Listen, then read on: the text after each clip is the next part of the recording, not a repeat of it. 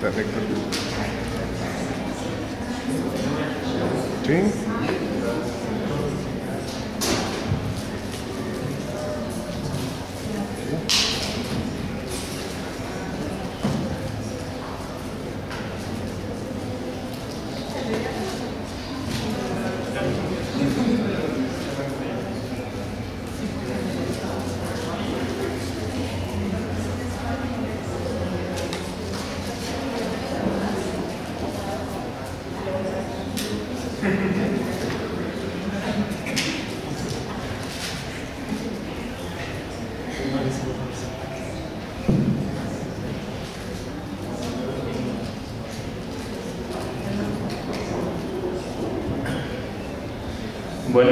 Buenas tardes. Pues nos da mucho gusto recibirlos en la presentación del libro de Pablo Fernández Cristier, Lo que se siente pensar o la cultura como psicología, ¿no? Un libro que publicó apenas el año pasado y tenemos la fortuna de que nos lo presenten en Guadalajara. El doctor Pablo Fernández Cristier es licenciado en Psicología por la Universidad Nacional Autónoma de México, es maestro en Psicología Social por la Universidad de Kiel en Inglaterra y doctor en Ciencias Sociales por el Colegio de Michoacán.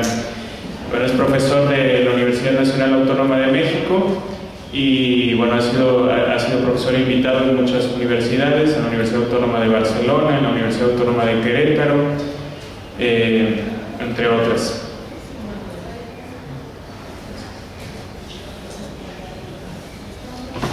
El doctor Pablo Fernández Cristier ha publicado también 10 libros, me parece que este es el noveno o el 10º, porque sacó 2 más o menos a la par. Y bueno, el tema de sus libros suele ser la psicología colectiva, ¿no? que es su línea general de trabajo. Pues agradezco yo personalmente a Iván que me encomendó la tarea de presentar a Pablo, y entonces quisiera leerles algo a propósito de Pablo y del libro que he titulado Pablo el psicólogo.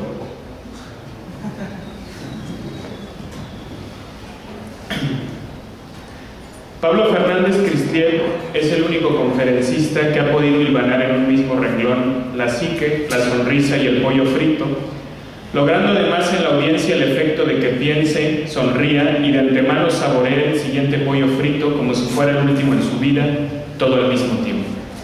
Esto es, que convierte cada conferencia que dicta en el laboratorio experimental donde pone a prueba y normalmente verifica la tesis central del libro que aquí se presenta, que pensar se siente.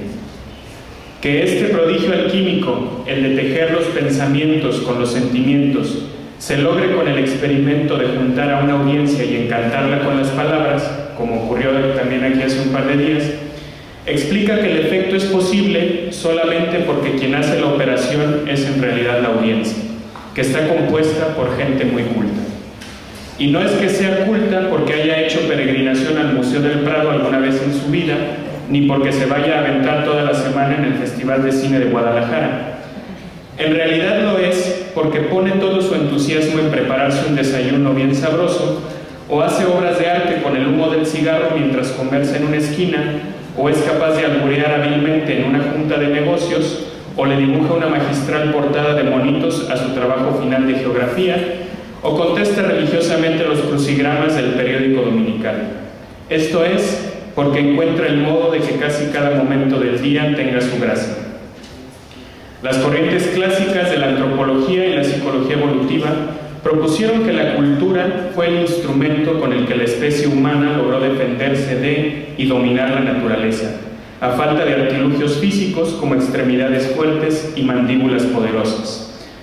Con lo cual, el término cultura hoy día quedaría reducida a las llaves de tuercas, los Oxxos y las farmacias Guadalajara, abiertos 24 horas para que no se quede uno descubierto de alimentación y salud. Al parecer, aquellos científicos sociales no estaban enterados de que la naturaleza, así con su pastito verde, sus árboles frondosos y sus animalitos, la inventaron los poetas bucólicos como Virgilio apenas unos 111 años antes de Cristo. Ni tampoco sabían que la naturaleza humana la inventó Shakespeare alrededor del 1600, el poder, el amor y el desamor. No es nada nueva la aceptación entre los científicos sociales de que ciertos ritos populares tienen lo suyo como cultura, como las fiestas de vírgenes y santos patronos y todo aquel acto ritual que lleve vestuario folclórico incluido, pues suelen ser los símbolos que congregan y organizan a los grupos sociales, los tótems con los que los fundadores de una sociedad se disculpan por haber matado a su padre, erigiendo en su lugar una institución, diría Freud. Sin embargo, esas fiestas no dejan de ser eventos especiales en la vida de la gente, momentos excepcionales. Pero en rigor, la cultura solo es cultura cuando llena el resto de los días y sus horas, por sí mismos aburridos, con cartitas de amor durante clases, chambritas que se tejen durante la telenovela, tensas conversaciones sobre fútbol en el minibús o de torta ahogada en la mañana de domingo. Con esto no quiero decir que los libros de Pablo sean sobre terapia ocupacional o superación personal, aunque por el título de este que aquí se presenta así lo parezca, como él mismo dice en el prólogo. Ni tampoco porque sea psicoterapeuta de la línea narrativa. Y aunque la teoría y el arte curen, como también le he escuchado decir alguna vez a Pablo, no deja de considerar a la danzoterapia como una falta de respeto a la danza, cosa que dijo también aquí hace un par de días. Por disciplina y formación académica, Pablo suele presentarse como psicólogo social, aunque la verdad es que de pronto Pablo se volvió psicólogo, a secas. Basta ver el índice del libro que aquí nos convida, que no tiene como temas la interacción, las relaciones intergrupales, la influencia minoritaria, las representaciones sociales o la posmoderna construcción social de la realidad, tópicos de la psicología social. Los capítulos más bien indican pensamiento, sentimiento, conciencia, percepción, sensibilidad, inteligencia, casi todos ellos temas clásicos de la psicología, así en general. Eso sí, con metodología experimental, como sugerí antes. Porque durante el trayecto de la lectura, la lectora o el lector irán experimentando con mucha nitidez cómo sus 5 sentidos se transforman en uno, y harán conciencia de que éste no empieza ni termina en su cuerpo, sino que es emanado por la atmósfera de su ciudad, los colores de su cielo, quizá inventados aquí en Guadalajara por Orozco, la efervescencia de sus horas pico, las canciones que salen en el radio, tema acerca del cual Pablo tiene otro libro. Que la cultura es el órgano del pensamiento y que lo que la cultura piensa son sentimientos. Así, cuando uno se sirve el primer café de la mañana y se pone a leer la sección internacional del periódico, no solamente está llevando a cabo una operación cognitiva, sino que está sintiendo que forma parte del mundo. Pero le va a costar trabajo decirle con palabras a su colega de oficina cómo se siente eso, pues los sentimientos son algo totalmente distinto de lo que se dice que se siente, así que va a tener que elegir entre 2 opciones: contarle las noticias de manera que le evoque un sentimiento similar al que uno sintió, o prepararle un café igual de bueno al que uno está bebiendo. A lo mejor tomar la decisión correcta es a lo que llaman inteligencia social, pues tiene el fin adaptativo de estirar la sobremesa del desayuno a la primera hora de oficina. Lo que se siente pensar o la cultura como psicología no es, sin embargo, un libro de psicología cultural, como aquella que se pone a comparar el desarrollo cognitivo de niños de distintos pueblos. Quizá es, más bien, un libro de psicología popular, según la define en su tesis doctoral José Morales, un ilustre psicólogo graduado de esta universidad. Aquella que se piensa con gustos, aficiones y prácticas folclóricas, horteras u ordinarias, es decir, gentiles. Esto es, con las formas y objetos con los que piensa la gente. Y como el psicólogo por lo general también es gente, pues también con los gustos y aficiones propias. Así que por ahí de la página 57 se van a dar cuenta de que el autor también es escultor. Gracias a Pablo por acompañarnos aquí y le paso la palabra.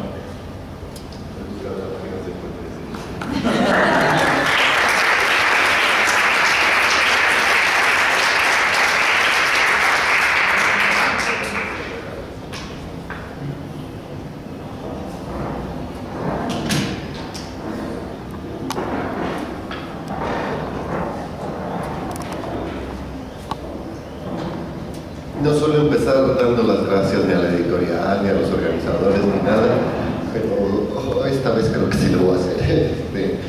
empiezo dándole las gracias de verdad a Héctor,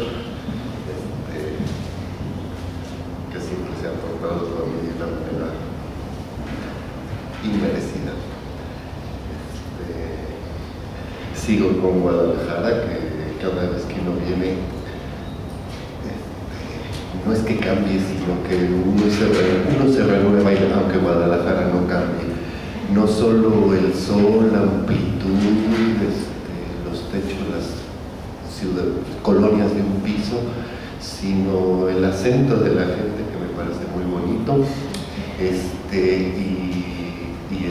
y las sonrisas de la gente en general, ¿no? No sé si es por esa razón por la que le voy al Atlas o alguna otra más perversa, que me gusten los perdedores. Pero bueno, y yo creo que al ITESO de paso, el primer libro que escribí que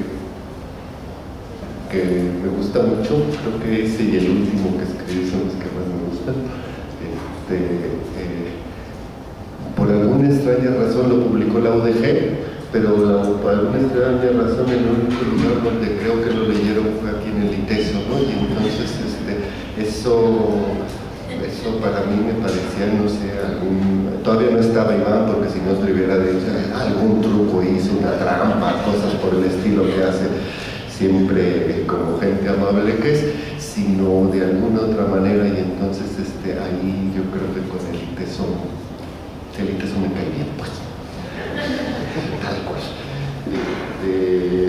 Bueno, el libro que voy a presentar, que ya creo que ya presentó Héctor, yo por mí que se siguiera hablando, pero el libro que voy a presentar es lo que se siente pensar.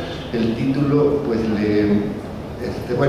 otro paréntesis, ya no es de agradecimiento a mi editorial. La editorial es Taurus, son unos halcones del negocio, es decir, lo único que les importa es el negocio. Son el grupo Prisa, el que hace El País, que está muy para el periódico, ¿no?, donde leemos la parte internacional. Son verdaderos halcones del negocio, lo único que les interesa es vender. Entonces, cuando le aceptan a uno que publicar un libro, uno ya sabe que se le viene encima la noche, ¿no? Porque lo ponen a uno como payasito, pero ni siquiera de fiesta, como payasito de semáforo a vender libros a lo güey. Y entonces tú no tienes que estar diciendo cosas que ni se esperaba y no sé, y ir a otros lugares y todo. Y además no crean a uno que los periódicos se interesan por el libro y lo van a entrevistar o no. Convenio con Taurus, y entonces ahí ponen en filita a los reporteros que están hasta el gorro de más entrevistas, y en la punta de la filita al autor, que se llama uno en ese momento, ¿no? Y bueno, entonces tiene que contestar, pero el título yo creo que les cayó maravillosamente a todos los reporteros que iban sin ninguna gana de entrevistar a ningún señor sobre ningún libro, pero bueno, lo tenían que hacer porque pues, de algo tiene uno que vivir. Pero cuando llegaba, entonces, con el título ya la hice. Entonces, oiga, maestro, así con cara muy seria, ¿qué es lo que se siente pensar? Entonces prendieron la grabadora y se echaban para atrás y la friega la tenía uno, ¿no? Ahora yo era el que tenía que hacer toda la entrevista, contestar todo, y la verdad es que a mí nunca se me había ocurrido qué es lo que se siente pensar, y nunca se me había ocurrido que yo tenía que responder eso, más o menos. Es que uno necesitaba un título comercial para el libro, ¿verdad? Porque el subtítulo, que es La cultura como psicología, es el que a mí me parece, pero con ese uno no vende, ni a mi mamá le vendo uno con ese título. Tengo una tía muy amable que sí tiene lana, pero digo, bueno, entonces bueno, pues lo que se siente pensar hay que ponerlo, y lo puse, y entonces tenía que responder. Creo de lo que se trata trataba el libro era básicamente, en efecto, que la cultura es un pensamiento, y que la cultura implica es la imposibilidad de separar el pensamiento del sentimiento. Los únicos que pueden separar el pensamiento del sentimiento son los expertos, los tecnócratas, los científicos, los psicólogos. Fuera de ahí, la gente decente, cuando, o sea, mientras canta José José parte la cebolla y está pensando en el amor perdido, todo lo hace al mismo tiempo y no se da cuenta cuando está sintiendo y cuando está pensando. Se hace todo junto, eso es lo que uno diría, eso es la cultura. La cultura no puede separar el índice que está en el libro, que era un poco mostrar que el índice ese no servía para nada, que podía uno disolver, que en el capítulo de percepción uno hablaba de lenguaje, que en el capítulo de conciencia uno hablaba de percepción y que el lector no sabía por qué le habían puesto los títulos de esos capítulos. Más o menos de eso se trataba, la imposibilidad de la separación y de la fragmentación de la vida en una serie de apartados técnicos y de palabras definibles y cosas por el estilo, sino que la vida es esta especie de curso que se va moviendo todo el tiempo. Ahí estamos nosotros dentro de eso, y uno a la hora de que tenga momentos de amor y desamor, ya sea político o personal o lo que sea uno, esperanza y desesperanza, etcétera, no anda uno averiguando a qué horas se está percibiendo y a qué horas está lo que sigue, ¿no? Entonces eso era más o menos. Intentaba hacer una especie de historia mental de la cultura, por decirlo, bueno, intentó hacer eso, y luego una especie de teoría colectiva de la conciencia. De eso se trataba más o menos el libro, en la expectativa de que el lector se le olvidara eso de qué es lo que se siente pensar, porque si de veras funcionaba, estaría sintiendo mientras piensa que se va moviendo, ¿no? Cuando me aceptaron el libro en Taurus, la editora me dijo algo así: es que mientras lo estaba leyendo sentía como se sentía el pensamiento. Lo bueno es que nunca me preguntó qué es lo que siente pensar, porque entonces me lo chuta en el libro, ¿no? Bueno, de eso se trataba.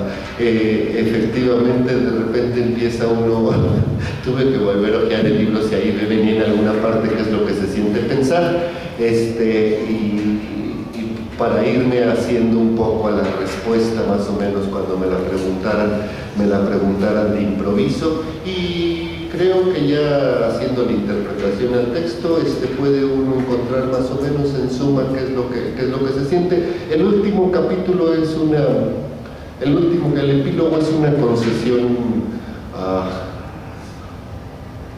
los individuos, digamos, a uno mismo. Cuando uno lee el libro o lo compra, sobre todo, que es más caro comprar, no sé que sea más caro comprarlo o leerlo, pero bueno, decir, bueno, ¿y a mí qué? El libro, bueno, pues entonces en el epílogo lo pone uno, ¿para qué le puede a uno servir? Y entonces ya se vuelve de superación personal, ¿no? Pero déjenme leerles tres parrafitos voy a leer. Sirve de dos cosas: uno, más o menos de qué se trata el libro, creo; dos, cuál es el tono, cómo está escrito también. Creo que por razones intrínsecas, interiores al propio desarrollo teórico, la manera de escribir forma parte del contenido de lo escrito, y entonces por eso vale la pena. Entonces, y a partir de esos dos, medio puedo ahí sacar una conclusión de qué es lo que se siente pensar. El capítulo de pensamiento empieza diciendo así: la diferencia entre el animal y el ser humano es que cuando el primero se cansa, aquí hago paréntesis, y luego el corrector de estilo es otro problema en las editoriales, porque le cambian a uno palabritas y uno dice, no, la que estaba me gustaba, y bueno, ya uno da chance al último, ¿sabe? Ahorita me tengo que ir acordando cuáles cambios para quitárselos.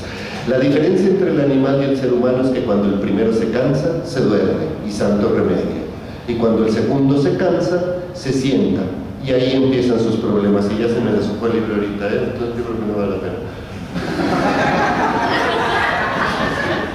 Bueno, voy a ir a cambiar por otro distinto. Y cuando el segundo se cansa, se sienta, y ahí empiezan sus problemas o su conciencia, que es lo mismo.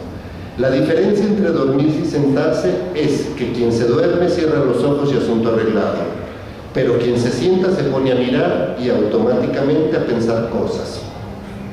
De suerte que mirar y pensar constituyen el mismo acto, y las cosas que se miran son las formas de los pensamientos. En efecto, la cultura no se hace de la nada, sino se hace con lo que se tiene a la mano. sillas, ojos, cosas, libros, etc. Si el animal, según su nombre, es aquel que se mueve, el ser humano es aquel que mira, como el que mira la luna, Moonwatcher, que es el nombre que Arthur C. Clarke en su 2001 dice en el espacio, le pone al primer ser humano. Mientras que el nómada clásico va, busca, encuentra y después se duerme, el sedentario, es decir, el que se sienta o se asienta, hace todo eso sin mover un dedo, porque mirar es el acto de tocar, andar, alcanzar, probar, recorrer, ir y venir, subir y bajar, estando quieto. Pensar es moverse sin la necesidad de cansarse. Bueno, esa es más o menos la definición de pensamiento. La definición de sentimiento es... Aquí voy a cargar el pollo, este no es frito. Un sentimiento es una actividad de compenetración entre un gesto, sea andar, cargar, raspar, y un material, sea el piso, el de la bolsa, el de la corteza. Un sentimiento es algo que alguien usa, toca, emplea, mueve, lleva, etc. El sentimiento de la ternura, por ejemplo, que aparece ante un bebé, ante un llanto, ante un pajarito con el ala rota, en el que uno que tiene cierta fuerza y dureza se hace cargo de la debilidad y fragilidad de un objeto y se propone colocar ahí su fuerza para sustituir la debilidad, es un acontecimiento que parece haber salido originalmente de las cocinas. Al hervir los pollos desplumados, quedan tan blandos que el tenedor, duro y frío, les entra limpiamente, sin oponer ninguna resistencia. Y ya sea por lo acolchonadito de la carne, por lo rosadito o por lo tibio, esas cualidades del pollo son encontradas automáticamente en los bebés y luego en todo aquello que manifieste su indefensión y su inofensividad. Y por eso los bebés son tiernos, porque parecen pollos hervidos. Las terneras, esas vaquitas recién nacidas que se tambalean en sus cuatro patas y no le hacen daño a nadie y que se cuecen al primer hervor en la lumbre y que quedan suavecitas, sin pellejos a la hora de partirlas, le deben su nombre a que son tiernas, a que son ternesas. Parece que efectivamente entonces pensar es el acto de tocar algo con los ojos, sentir es el acto de ver algo con el tacto, con los dedos, con los pasos, con lo que quiera. Uno siente lo que está pensando, no cuando lo dice, no cuando lo receta o recita en un examen, por ejemplo, sino cuando en el momento en que está uno hablando puede meterse como tenedor dentro del pollo, se puede uno meter dentro de la carne de las palabras, sentir su tibieza, su dureza, su indefensión, su lo que quiera uno, su juguito. A veces hay palabras que sí tienen juguito, sarcasmo viene de sangre, entonces ahí viene el juguito, los chistes con mala leche, por ejemplo. Puede uno sentir eso y entonces ahí en ese momento parece ser que efectivamente sentir y pensar son exactamente lo mismo. Uno nunca va a poder decir, ya lo sé yo, lo que se siente pensar. Uno no va a poder decir lo que está sintiendo mientras lo piensa, pero lo está sabiendo perfectamente.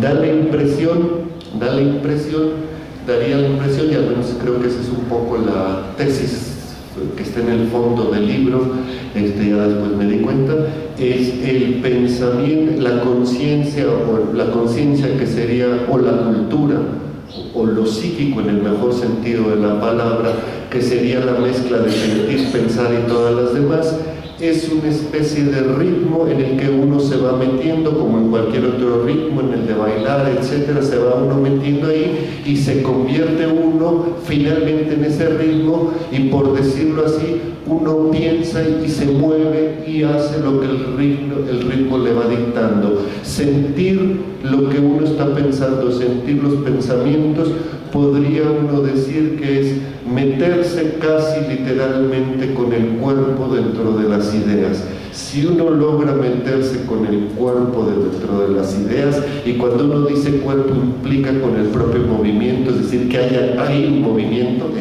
es el ritmo, que haya un movimiento y poder seguir siguiendo con el cuerpo este ritmo del pensamiento que se va moviendo. efectivamente de repente y bueno, sí, es el pensamiento que se separa del sentimiento, es un pensamiento tecnócrata, eficiente, inteligente, diría yo. El capítulo de inteligencia le iba a poner, en vez de la palabra inteligencia le iba a poner la tontería, pero bueno, mejor le pongo inteligencia, total es lo mismo. Es decir, el pensamiento inteligente que presume de que logra separarse, dice uno, pues es muy bestia, es verdaderamente inculto, francamente. Si uno logra meterse con el cuerpo así que es, con la vida tal cual, dentro de lo que está diciendo, eso le pasa a uno cuando está muy enojado y despotricando contra alguien.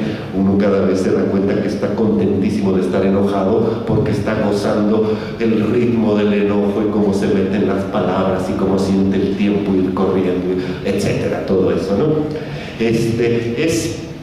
En efecto, parece ser que tiene que ver de repente con el cuerpo. No utilizaría uno mucho la palabra de cuerpo, porque entonces, ahora que está de moda, todo el caprichismo del cuerpo y el consumismo que estaría pareciendo que se está moviendo. Prefiero usar la palabra movimiento, la palabra ritmo, porque sobre todo no importa tanto el cuerpo de uno como individuo, ni importan los propios pensamientos de uno como individuo, sino cuando verdaderamente esté pensando si va a pensar algo que valga la pena, daría a uno la impresión, al menos uno intenta hacer la argumentación de eso, es más interesante meterse dentro del cuerpo de la sociedad y dentro del pensamiento de la sociedad en este año electoral. Me late que no lo logramos mucho, porque si lo lográramos un poquito más, creo que estaríamos indignados en la Minerva, o donde se suelen indignar en esta ciudad, o en cualquier otra, en el Zócalo de la Ciudad de México. Creo que estaríamos ya más enojados de lo que parece que estamos. Meterse dentro de eso, meterse dentro de la historia, diría uno, ahí hay un pensamiento y un sentimiento que vale la pena, porque luego una crítica que uno puede hacer de repente a esta cultura contemporánea, parece que sí siente mientras piensa. En rigor, yo creo que nada más siente y ya no piensa, porque los pensamientos actuales cada vez se han ido siendo cada vez más frívolos, más baratos, más superficiales, etcétera, muy parecidos a la mayoría de los que aparecen en Twitter. De lo que se trata es como de un espasmo más que una idea. Si uno responde lo que se le ocurre, si uno dice lo primero que se le ocurre, lo que se le antoja, etcétera, uno cree que ya está sintiendo lo que está pensando. Pues está sintiendo mucho, pero parece que el pensamiento es bastante superficial. Creo que el problema que está sucediendo de repente con esto es que ya no es como en la etapa productiva del capitalismo, donde lo que se trataba era de producir, es decir, pensar sin sentir más o menos. Ahora la etapa ficción, por ejemplo, del capitalismo, como la fantasiosa del capitalismo, de lo que se trata es sentir, y eso de pensar pues es muy aburrido. Y bueno, como uno no piensa gran cosa, pues entonces siente todo lo que piensa, o incluso piensa con lo que siente, es decir, no mucho. Entonces, bueno, pero de todas maneras, el ejemplo que pongo sí es más o menos corporal. 3 ejemplos, 4. Sí, 4. Uno, un novelista que a mí no me gusta mucho, pero parece que está de moda bastante, Murakami, creo que se llama, un japonés, para explicar cómo hacía sus novelas, es decir, cómo desarrollaba el pensamiento. Y una novela es un pensamiento largo, sostenido, de 200 páginas, cosas por el estilo.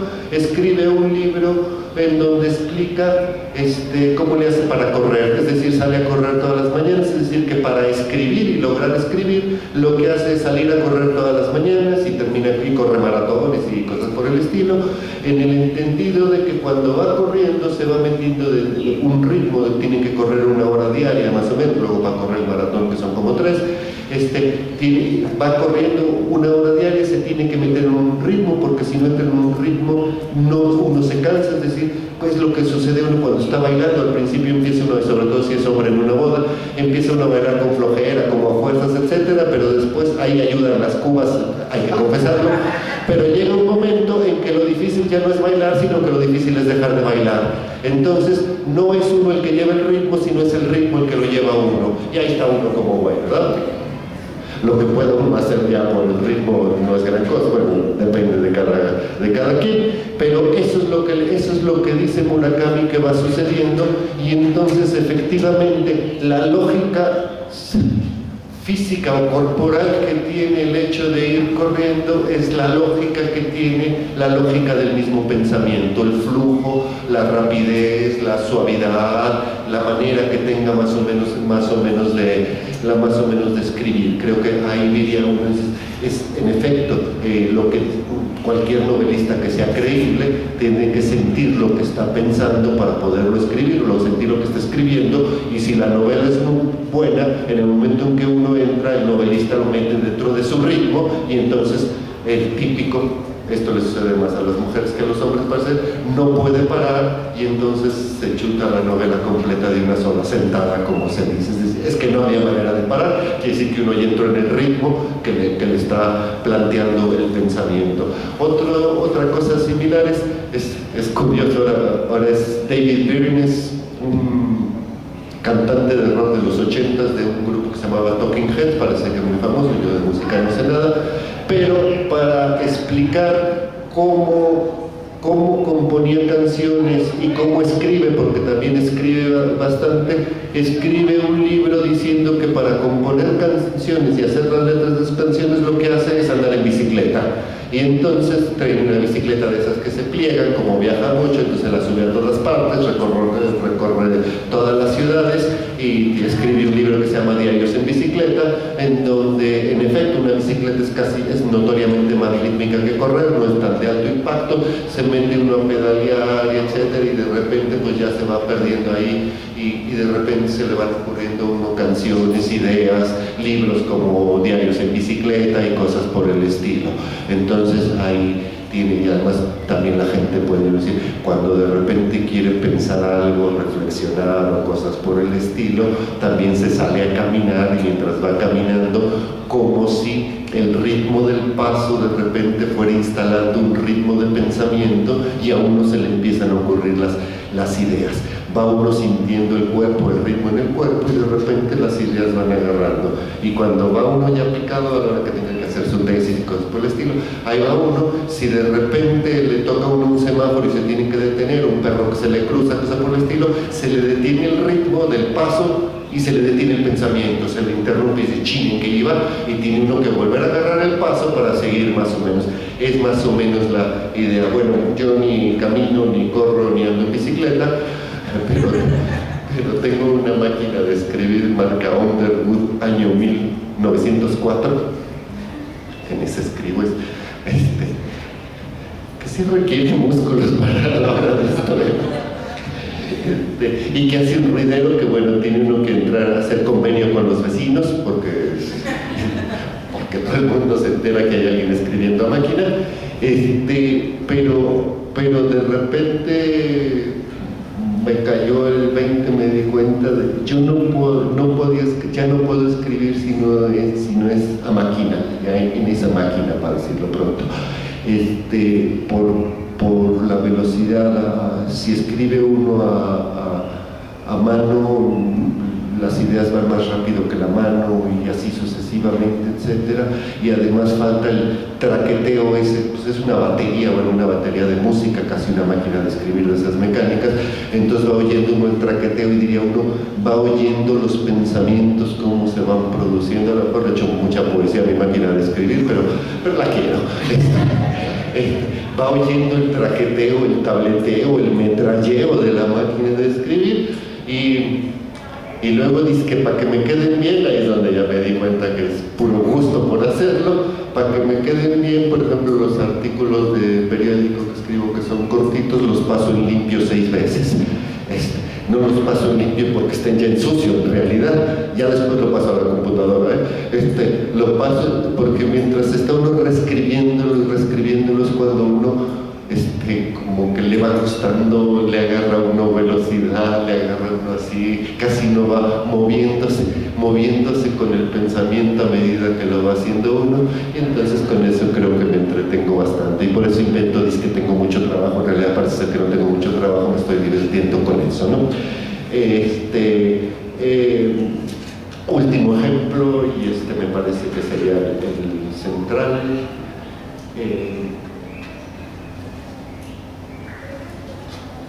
dentro de las teorías del pensamiento, de las teorías del origen del lenguaje que existen, hay muchas, 6 o 7 más o menos. Todas son falsas porque son falsas y todas son verdaderas porque son bonitas. La más bonita y por lo tanto la más verdadera es una que plantea que el lenguaje empezó como canción, que empezó cantando. Todo el lenguaje original es un lenguaje cantado y después ya se convierte en lenguaje hablado, a pesar de que en Guadalajara no se han dado cuenta de eso porque siguen cantando mientras hablan, ¿no? Sigue siendo, es un lenguaje cantado en donde la gente iba acompañando sus pasos al trabajar, el martilleo del martillo a la hora de hacer cualquier cosa, el traqueteo del fregadero, es decir, van acompañando las actividades que van haciendo con las manos y con los pies y con el cuerpo completo, lo van acompañando con una voz que se va marcando el ritmo y el tono de aquello que se va haciendo, y así surge efectivamente primero las canciones, ya después aparece el lenguaje, y como dice Herder y Humboldt, el lenguaje que no es poético, el lenguaje poético sería un lenguaje cantado ahí, y así sucesivamente. Las canciones, las de Paulina Rubio, José José, Shakira, Luis Miguel, que está otra vez en actuación, etcétera, serían eso, y uno se preguntaría por qué le gustan tanto a uno, por qué es una cosa que todavía no he podido lograr investigar ahora, por qué todo el mundo sabe las canciones de José José si nadie las ha oído, por qué todo el mundo se sabe las canciones de José José si nadie se las ha aprendido. Porque forma parte del ritmo de la vida en este país. Por alguna razón todo el mundo medio se sabe el Triste, o La nave del olvido, o Gavilano Paloma, que ya hasta sirve como albur. Ya sirve como albur. Etcétera. ¿Por qué uno insiste en cantar? Si uno lo ve desde el punto de vista racionalista, las canciones serían una especie de lenguaje con síndrome de Down, ¿no? Etcétera. Pero si lo ve uno desde el fondo de la cultura, ahí es donde está reunido, ahí está la cultura, y ahí es donde está reunido el pensamiento y el sentimiento, el cuerpo y el alma, la mente y la materia, y todo lo que uno quiera está reunido en el mismo punto. Y en efecto, cuando uno quiere averiguar dos cosas, o qué es lo que tiene que pensar, o qué es lo que se siente estar pensando, lo que está pensando, de repente uno agarra y canta.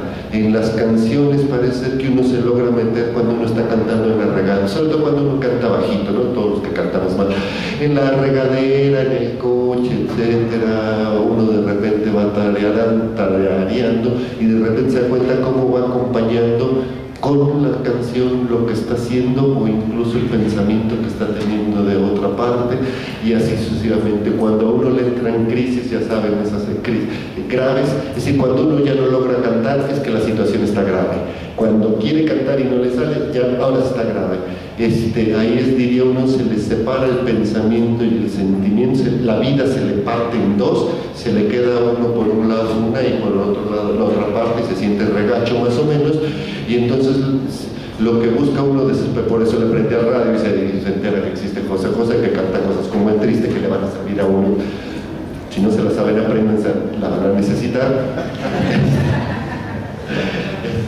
Hoy quiero saborear mi dolor. Alguien tiene que decir eso en algo, si no, no es gente decente, si uno no tiene que decirlo un momento en su vida, eso, ¿no? Bueno, ahí se va juntando pensamiento con sentimiento al mismo tiempo. Cuando uno en plena crisis, de repente, sin darse cuenta, se da cuenta que está cantando cualquier babosadita, ahí la cosa ya va mejor, ¿eh? Bueno, creo que eso es lo que se siente pensar, aunque uno no lo pueda decir. Déjenme leerles nada más un último parrafito que tiene que ver con la portada. La portada la sacó el diseñador gráfico. Apenas la vi, generalmente cuando le enseñan una portada como que no le gustó, no se imagina, pero apenas la vi me pareció maravillosa, pero maravillosa.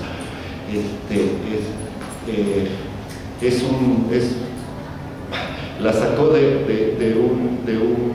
inicio de un capítulo.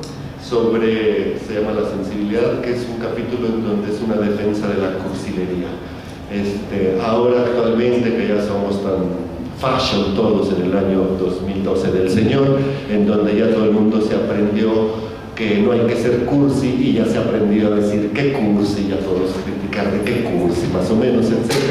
Entonces parece que ya todo el mundo hace como que no es cursi. Entonces en ese momento es cuando uno se le ocurre, pues hay que defender a la cursilería, ¿no? Además tiene uno, creo que sí encuentra unos argumentos.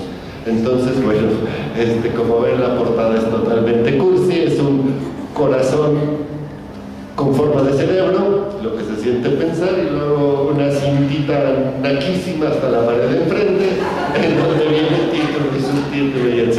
Me pareció maravillosa.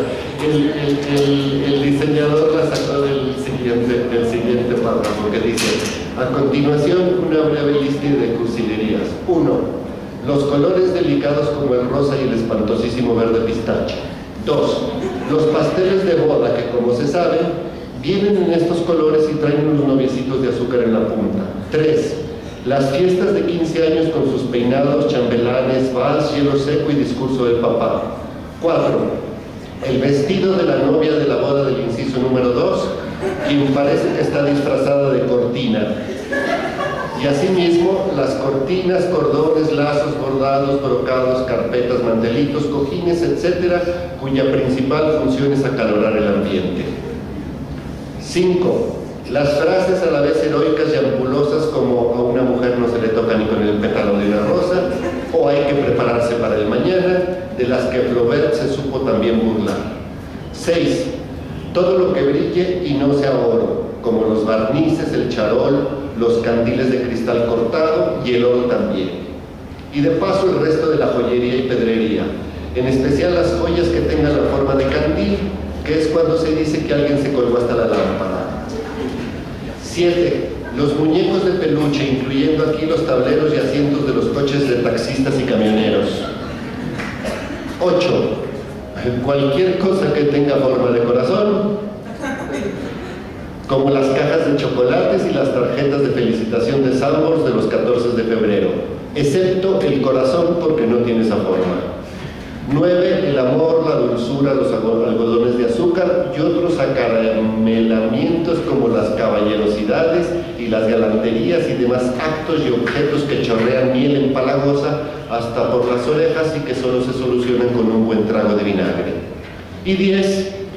Los sillones Luis XV, Luis XIV y Luis XVI por si acaso, y por lo mismo todas las monarquías con todo y sus condes y duques de apellidos triples, y por extensión el Ola, esa revista española que se vende también en Latinoamérica, donde siempre salen señoras obsoletas rodeadas de mobiliario estorboso. Bueno, y después hago una defensa de todo eso. Muchas gracias.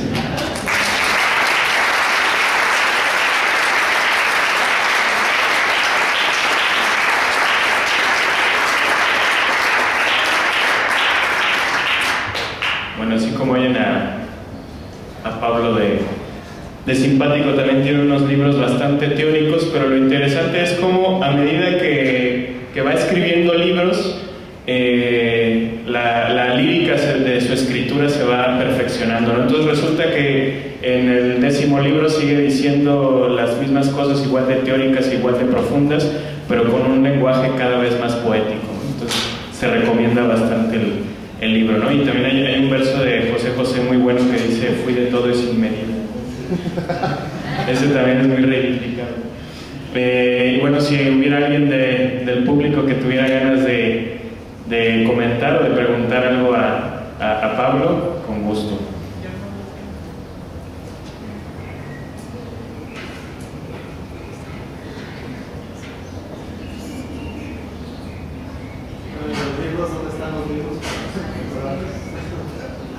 Hay un stand que está debajo de unas sábanas entre el edificio W y el auditorio Roosevelt. Entonces la cafetería está en sentido contrario, pues entrando hacia el edificio de ladrillo, hay unos stands de libros.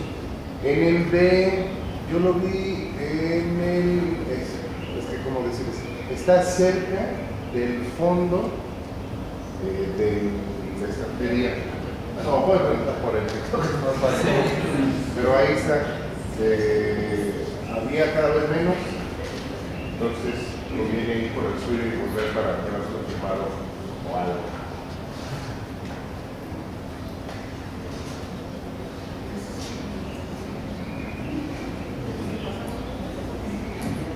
Bueno, pues si no hay más, agradecemos su asistencia a la presentación de este libro y agradecemos a Pablo que nos haya acompañado aquí en el ITESO esta semana.